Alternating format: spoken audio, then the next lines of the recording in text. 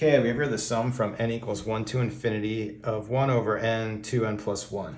Okay, so I've been looking into series of this form and trying to do it different ways. I've done it a few times. I did one with like 3 here, and we did it with the digamma function. I actually was thinking there may be a very simple way to do this just by breaking out the terms. I didn't really look into that, but that could be interesting. For this one, I want to do this using some integrals on it.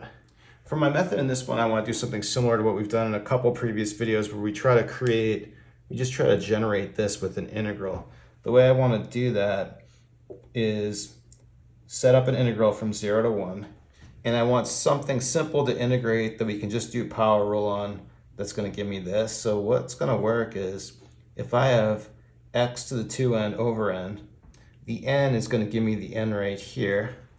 And so now let's just go ahead and integrate this. So then what's going to happen in power rule, we get x 2n plus 1 over n 2n plus 1 evaluated from 0 to 1. Well, this evaluated at 0 is going to be 0. We plug in 1 and we get exactly this expression right here. We get 1 over n 2n plus 1. So what that's going to allow me to do is I can now take this integral and substitute it right in for our whole expression. But now from here, I just want to swap the order of the sum and the integration. We're not going to have any problems doing this because we don't have any problems with the convergence on this, just because we get the balance from 0 to 1, and this is basically like kind of like a geometric series.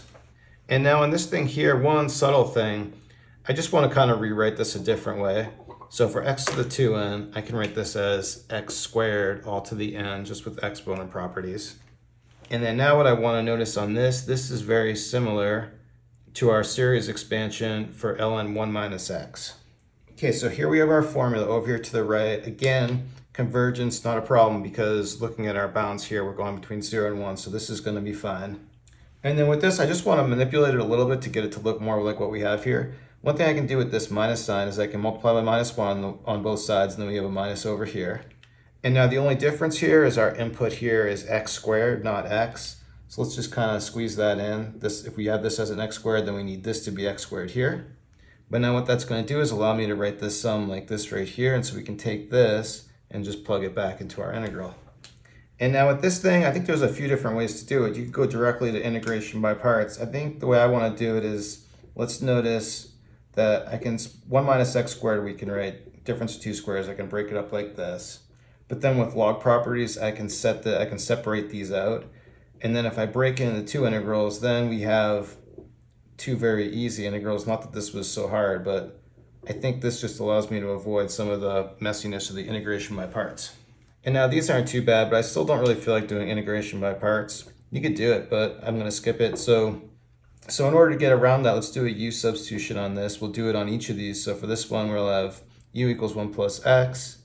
On this one, we'll do a t substitution for 1 minus x, then dt is going to be minus dx. So let's see what we get on this. What's going to happen here, the bounds are going to change on this one because we're adding 1, so this is going to now be going from 1 to 2. This becomes ln u, and then dx is just du. On the second one, the bounds are going to flip. So now when you plug in 0, you get 1. You plug in 1, you get 0. Natural log now of t, but we're going to have a minus sign now on the dt when we do this part. But then I'll take this minus sign and use it to flip the bounds back around.